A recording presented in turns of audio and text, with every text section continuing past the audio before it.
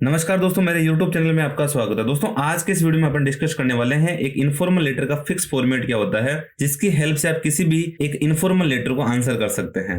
तो दोस्तों, लेटर को शुरू करने से पहले, इस फॉर्मेट को शुरू करने से पहले आपको जानना पड़ेगा इनफॉर्मल लेटर क्या होता है। तो दोस्तों, बात करें लेटर की, तो लेटर के दो फॉर्मेट होते हैं या दो टाइप्स होते हैं। एक होता है फॉर्मल और एक होता है इनफॉर्मल। ये ध्यान रखना, ये दो चीजें होती है लेटर में। एक होता है फॉर्मल और दूसरा होता है इनफॉर्मल। फॉर्मल क्या होता है? जिसमें ऑफिशियल पर्सन शामिल होते हैं, इंक्लूड होते हैं। और दूसरा होता है इनफॉर्मल। इनफॉर्मल में क्या होता है? जैसे आपके कोई फ्रेंड हो गए, आपके पेरेंट्स हो गए, यानी फैमिली मेंबर वगैरह, सिबलिंग हो गए, उसके बाद में आपके जो रिलेटिव हो गए, ये सारी चीजें हैं वो आपकी किस में आएगी? इनफॉर्मल लेटर में आएगी। यानी अगर आप अपने दोस्तों को लिख रहे हो, पेरेंट्स या सिबलिंग यानी अपने फैमिली मेंबर को लिख रहे हो, या फिर अपने रिलेटिव्स को लिख रहे हो, तो वो सारी की सारी चीजें हैं वो आपको इनफॉर्मल लेटर में काउंट करनी है। और अगर उनसे रिलेटेड आपको कोई लेटर लिखना है या फिर इनको लेटर लिखना है, तो आप फिर वो किस कैटेगरी में लिखोगे? इनफॉर्मल कैटेगरी में लिखेंगे। तो दोस्तों, बिना देरी के इसके फॉर्मेट को जान लेते हैं। तो दोस्तों, सबसे पहले आपके सामने क्वेश्चन दिया हुआ है, क्वेश्चन को एक बार ध्यान से पढ़िएगा, क्योंकि मैं आपको क्वेश्चन के थ्रू समझाऊंगा कि आप इस फॉर्मेट को कैसे अप्लाई करोगे।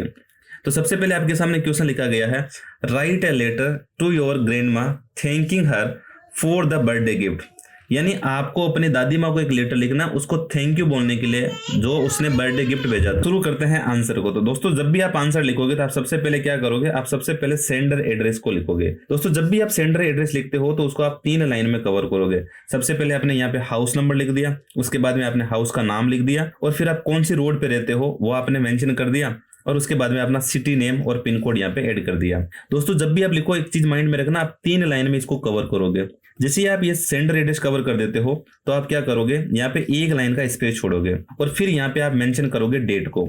यहाँ पे मैंने डेट लिख दी 5 दिसंबर 2024। उसके बाद में जैसे ही आपके डेट कवर हो जाए, तो डेट कवर होने के बाद में आप क्या करोगे? यहाँ पे 1 लाइन का फिर से स्पेस छोड़ोगे, और फिर लिखोगे यहाँ पे सैल्यूटेशन। जो सैल्यूटेशन क्या होता है? जैसे आप किसी को भी लेटर लिख रहे हो, जैसे फ्रेंड को लिख रहे हो तो डियर फ्रेंड, अगर उसका नाम है तो नाम डायरेक्ट लिख सकते हो, जैसे डियर राम, डियर रहीम वगैरह जो भी है।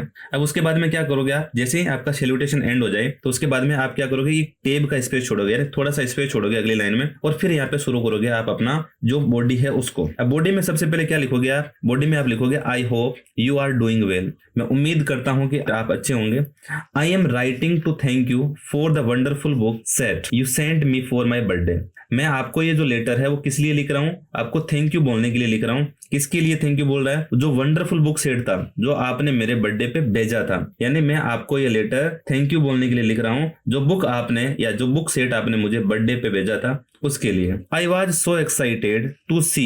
मैं उसको देख करके बहुत खुश था। When I open the gift. जब मैंने इस गिफ्ट को ओपन किया था। तो जब मैंने इस गिफ्ट को ओपन किया था तो मैं इसको देख करके बहुत खुश हुआ। यू नो, तुम्हें पता है, how much I love reading. तुम्हें पता है मैं कितना पढ़ना पसंद करता हूँ। And these books are exactly what I wanted. और ये वही किताबें हैं जिन किताबों को मैं सच में चाहता था। अब यहाँ पे उसके बाद में क्या करोगे? We had a small party at home. अब यहाँ पे एक अलग पैराग्राफ में लिखोगे, यहाँ पे शुरू करोगे, जिसमें आपने थोड़ा सा ऐसे डिस्क्रिप्शन दे दिया कि हमने जो बर्थडे मनाया था उसमें कैसे पार्टी वगैरह जो है वो कंडक्ट किया था, और इसके बाद में हमने आपको उसमें मिस भी किया था, वो सारी चीजें यहाँ पे बताओगे।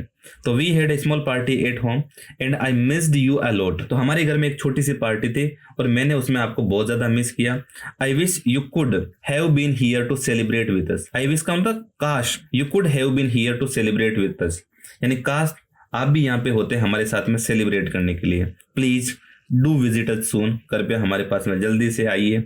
आई have so much to tell you about my school and friend. क्योंकि मेरे पास में मेरे दोस्त और मेरे स्कूल के बारे में बताने के लिए बहुत सारी बातें हैं। Take care of yourself. अपना ख्याल रखना ग्रैंड माँ, दादी माँ।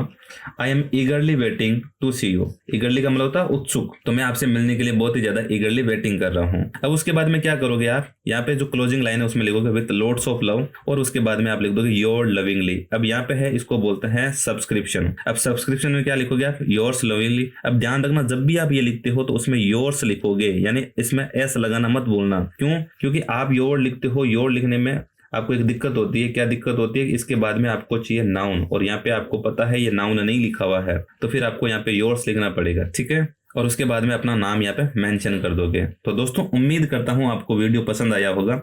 अगर आपको वीडियो पसंद आया है तो इस वीडियो को जरूर लाइक कीजिएगा और अपने दोस्तों के साथ में भी शेयर कीजिएगा। Thank you. जय हिंद, जय भारत।